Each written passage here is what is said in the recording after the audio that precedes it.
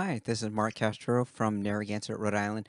Today we're going to be talking about reverb effects. This is the fifth week of the Intro to Music Production class given by Coursera.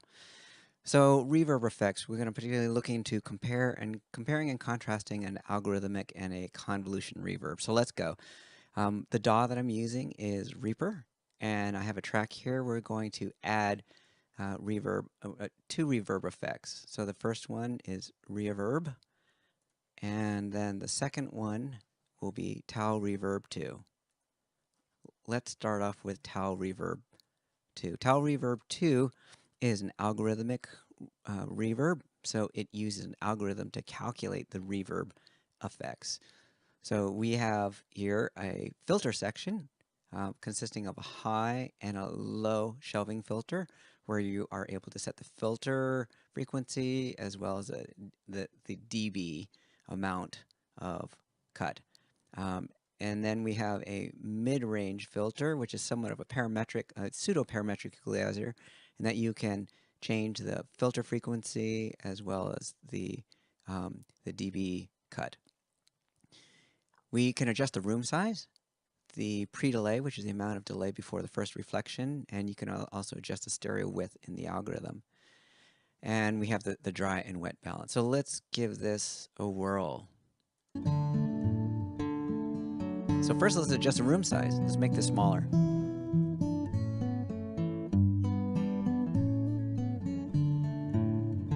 Let's adjust the stereo width.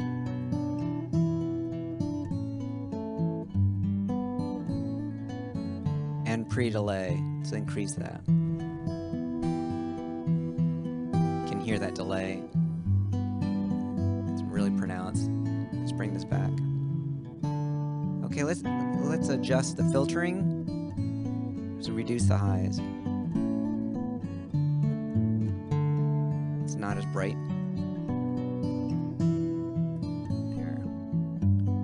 Okay, and the wet mix. Increasing wet, decreasing wet. Okay. That's enough for Tal-Reverb, this algorithmic reverb. Let's move on to Reaverb, which is a convolution reverb. And so you have a lot of capability within this. First, let's add an impulse file. We're using impulse files from Simplicity.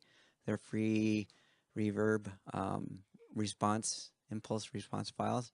Let's go for this concert hall large, and you can see that it's loaded up. And let's so with impulse responses, you have only a few levers to tweak the stereo width. Pan, you can actually bias the reverb towards one side of the stereo field. You can even start the reverb before the dry signal. That's as pre-reverb. That's kind of unusual. So let's give this a try. This is only the convolution reverb. Let's change this effect by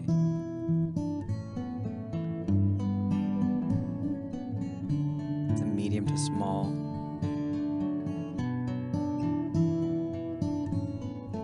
Let's go for something really different.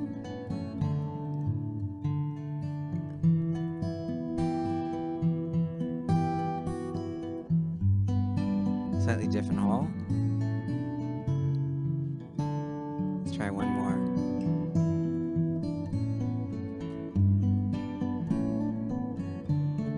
A Boston hall.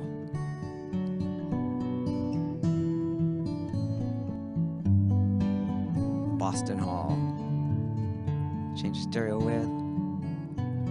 If we want to add filtering, we add a separate effect. Low pass, high pass filter.